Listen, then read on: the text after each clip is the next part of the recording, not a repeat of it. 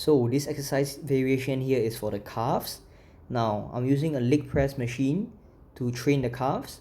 Basically, you have seen that the way I set it up, I push the leg press plate forward first, I lower down my feet, I place the edge of the leg press plate on the ball of my feet, and I focus on pushing forward and letting my calves stretch backwards.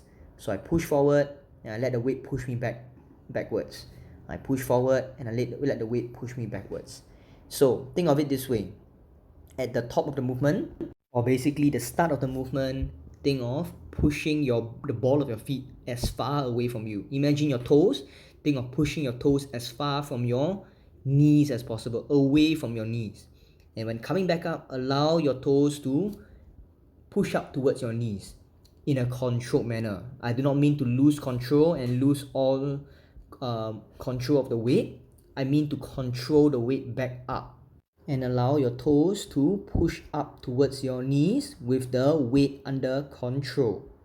So, at the start of the movement or at the top of the movement where you're pushing the weight away from you, it should be where it gets hard as well. You feel as though your calves are cramping.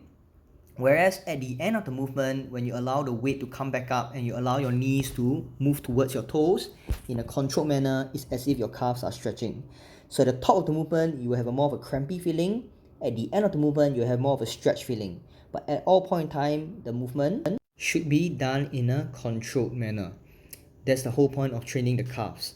It works under control. Think of it as pushing forward, hold it, and then when coming backwards, hold it at the end. And when you're going forward and backwards, control the movement at all points. Also make sure to put it at a weight that is challenging enough.